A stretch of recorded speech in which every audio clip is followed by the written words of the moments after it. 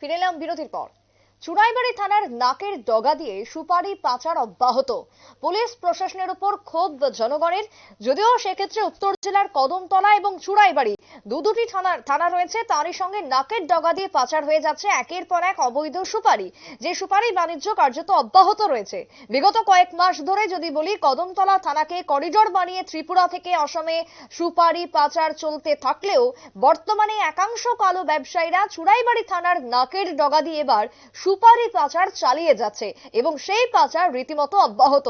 যদিও গতকালকে রাত্রে একইভাবে যদিও দুটি লরি এবং দুটি বোলেরো পিকআপ ও টাটা ডিআই গাড়ি করে 120 বস্তা কাঁচা সুপারি নিয়ে চুড়াইবাড়ির নাকা পয়েন্টে গেলে কর্তব্যরত থানার কনস্টেবল 2000 টাকার বিনিময়ে গাড়িগুলিকে ছেড়ে দেয় বলে অভিযোগ উঠে এসেছে।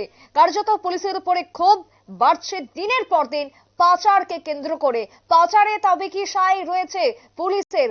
কাঞ্চন মূল্যের বিনিময়ে কি সেই পাচার অব্যাহত হচ্ছে? রাজ্য থেকে নেশা সামগ্রীর ক্ষেত্রেও এই প্রশ্ন এবার উঠে আসছে চুড়াইবাড়িতে সুপারি পাচারকে কেন্দ্র করে। কি বক্তব্য উঠে এসেছে শুনুন। মালটা তো সাইকেল যেমন যেটা লেখে দিছে চালানোর মধ্যে, এখান থেকে নোয়াগাং থেকে তারা 2 জায়গায় বাগান আছে, আরেক জায়গায় বাগান আছে যেমন তেসাতল, তারা 3 জায়গায় বাগান আছে। বাগানের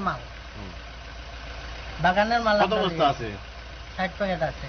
কিতা মাল আছে তোমার গাড়ি?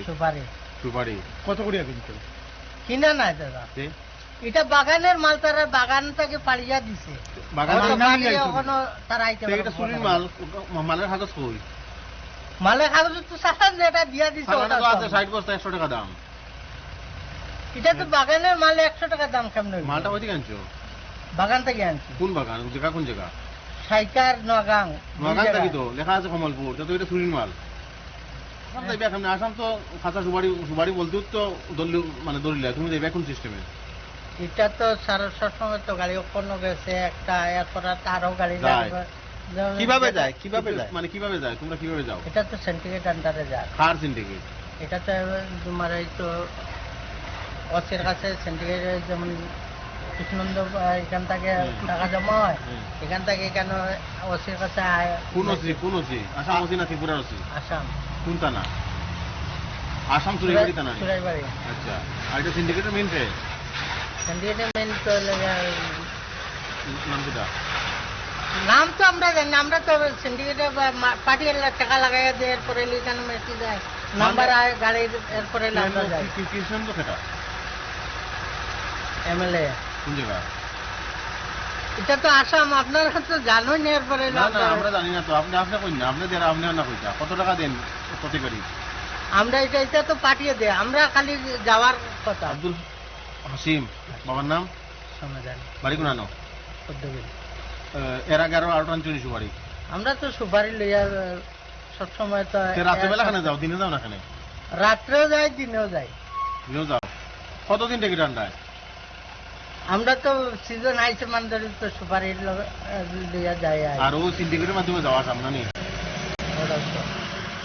আসাম ঢুকলে কি সিন্ডিকেট শুরু হইতো?